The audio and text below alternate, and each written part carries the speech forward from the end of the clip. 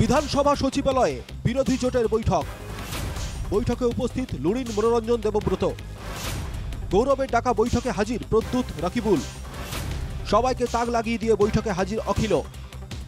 ২৬-এর বিধানসভাকে সামনে রেখে কংগ্রেসের ডাকা এই বৈঠকে ২৬-এর রণনীতির স্পষ্ট রূপরেখা তৈরি করা হয়। বিস্তারিত আলোচনা হয় কেন্দ্র তথা আসন নিয়েও। এই বৈঠক অত্যন্ত শক্তিশালী এক বার্তা দেবে, এটা উল্লেখ করে অসম জাতীয় পরিষদ নেতা লুরিনজ্যোতি গগৈ জানান, নিশ্চিতভাৱে খুব যোগাত্মক আৰম্ভণি বুলি আমি অনুভৱ কৰিছোঁ আৰু এইটো অসমৰ জনগণৰ সকলোৰে এই আশাটোৱে আছিলে যে বিৰোধী ৰাজনৈতিক শক্তিসমূহ ঐক্যবদ্ধ হ'ব লাগে আৰু আজি এয়া এটা যোগাত্মক আৰম্ভণি আৰু এই আৰম্ভণিয়ে আগন্তুক দিনসমূহত এটা অতি শক্তিশালী বাৰ্তা দিব আৰু এটা শক্তিশালী পৰিৱেশ গঢ় লৈ উঠিব।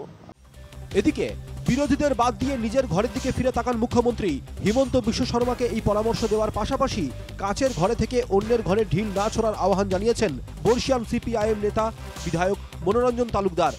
আমি 100% আশাবাদী, আমি একেবাৰে অভাৰ আশাবাদী, কাৰণ এইটো সময়ৰ দাবী, এই সময়ৰ যেটো অৱস্থা, এই সময়ত আমি সকলোৱে একেলগ লাগিয়ে যুঁজিম। নহ'ল আৰু বিভিন্ন কাৰণত কেতিয়াবা বিভিন্ন দলৰ লগত মতান্তৰ হয় বা মতপাৰ্থক্য থাকে, সেইবিলাক কাটি উঠাটোৱে ৰাজনীতিৰ কাম। ৰাজনৈতিক দলবোৰৰ অভিজ্ঞতাৰ মাজেৰে আগবাঢ়ে আৰু এইবাৰ আমি এই অভিজ্ঞতাৰ মাজেৰে আগবাঢ়িছোঁ, আমি আশাবাদী।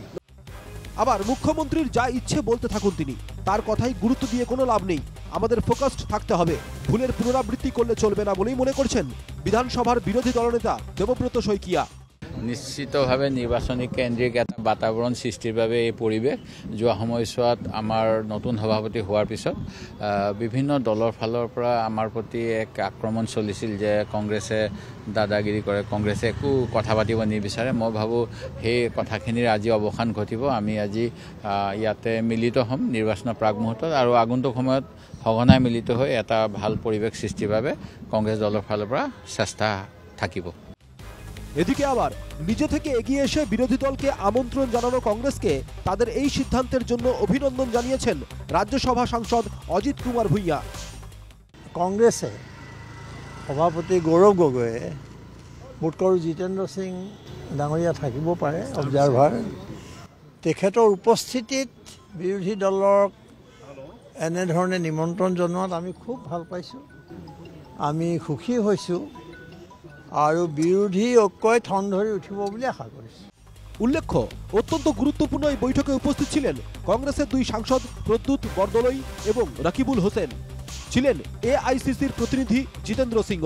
বুধবারের এই বৈঠকে কেন্দ্র তথা আসন ভাগাভাগি নিয়ে বিস্তারিত আলোচনা হলেও সংবাদ মাধ্যমের সামনে সেটা প্রকাশ করতে চায়নি কোনো দলই। Bureau report, NKTV Bangla.